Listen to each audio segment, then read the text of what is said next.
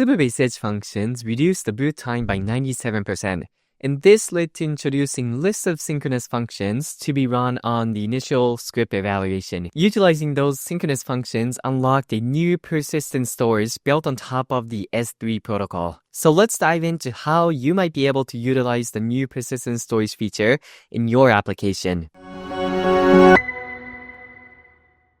Supabase Edge Functions actually always supported temp directories, and you were able to read and write from them just like this. But certain libraries did not work well with temp directories, so people had to jump over some hoops to make these libraries work. One of the examples was SQLite.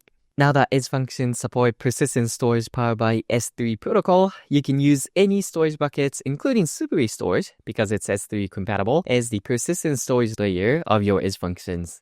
With the new read file sync function, you can simply pass the path to the SQLite database and quickly read the data from it. Now you may be wondering why you would want to use SQLite when you have a powerful Postgres database right in there in your Supabase project. Actually, there are some interesting use cases around them. We've seen people embed SQLite databases into their IoT devices and have them backed up on S3 buckets or Supabase Storage periodically and run aggregate queries on them to create reports. So let's try that out.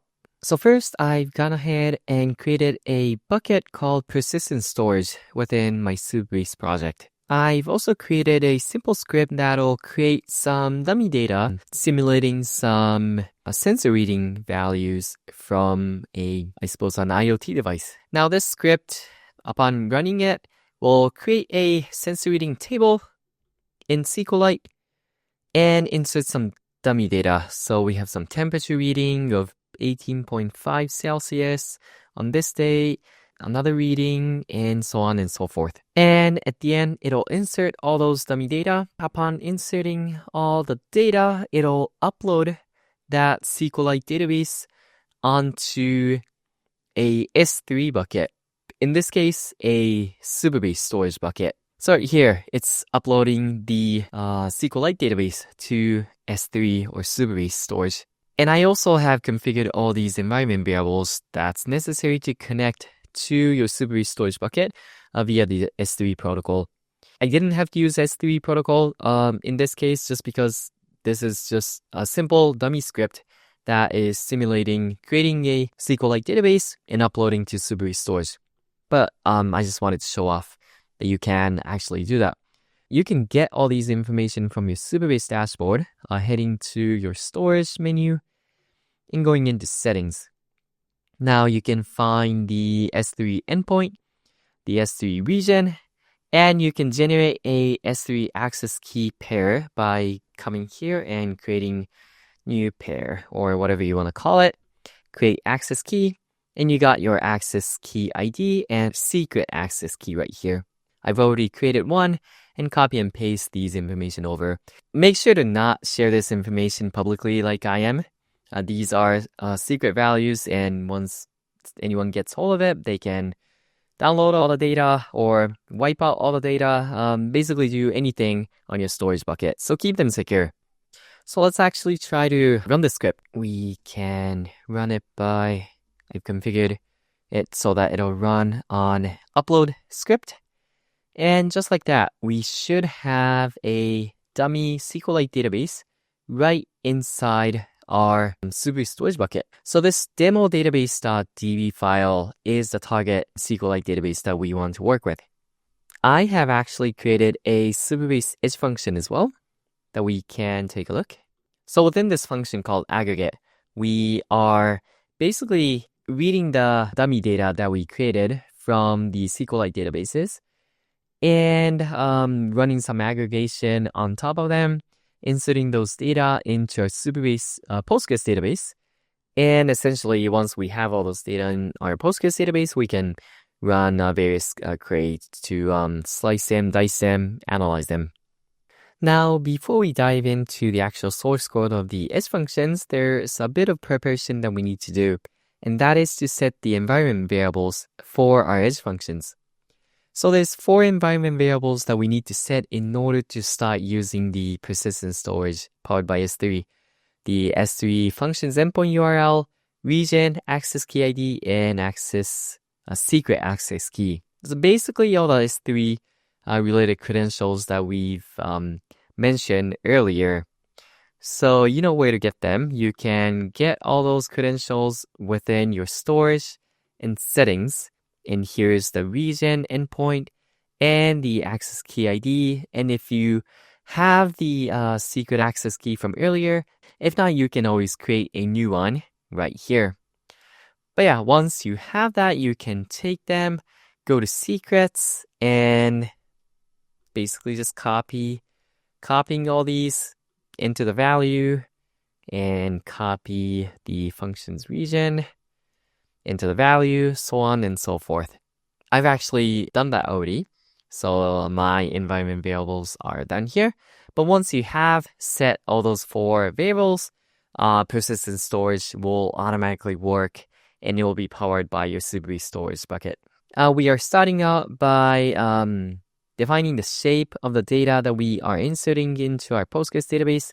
We have a date value, average temperature, min temperature, max temperature, and reading count. So basically, we have the dummy data that we have is each one has a timestamp, and it has some temperature reading.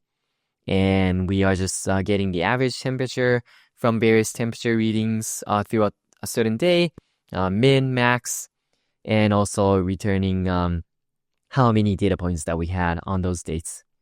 And I've also gone ahead and created a table to store all these information. So we have date, average temperature, min, max, and the reading count. So all the corresponding columns is this data. The way we start out this code is we have path to the target file that we want to access. Persistent storage is the bucket name that we had, and then we are storing all the SQLite databases under a folder called databases, and then the particular demo database that we created is called demodatabase.db. How creative, right?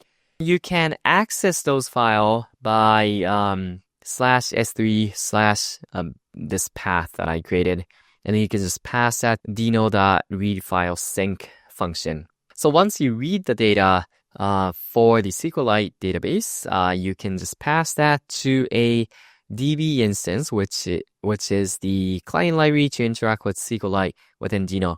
So you can just pass it to the deserialized method, and there you have the data. From there on, you can query the SQLite database. So here I'm running some aggregate queries here. I'm selecting the date, and then the average temperature, min temperature, maximum temperature, and count all being grouped by date. So essentially we get back, on this date, the average temperature was this, min and max was this, and whatnot. And then once we get all those data, we are simply inserting it into our Supabase database, Supabase Postgres database, right here. So we should see this data pop up, and the rest is just essentially generic error handling and returning responses and stuff.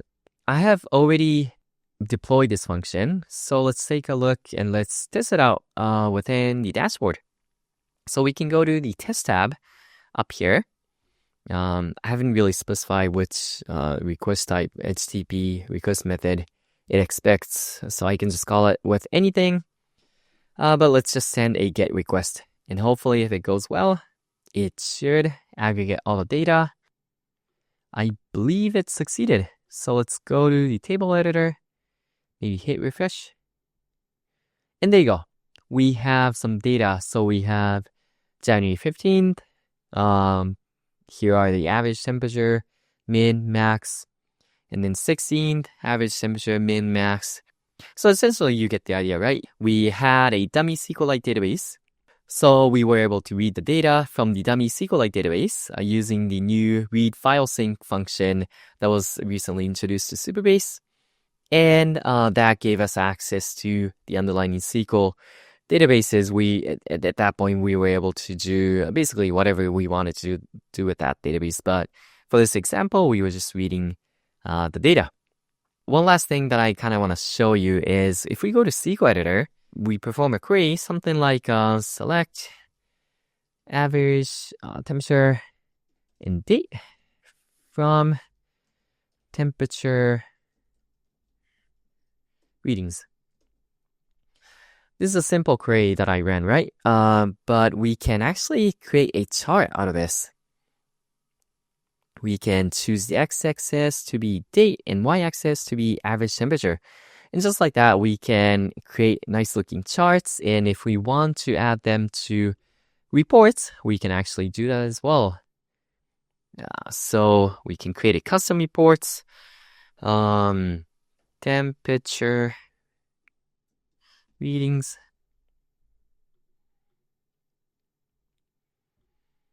And we can create a report out of the SQL statement that we had. Let's see. Let's go back and fix what the issue is.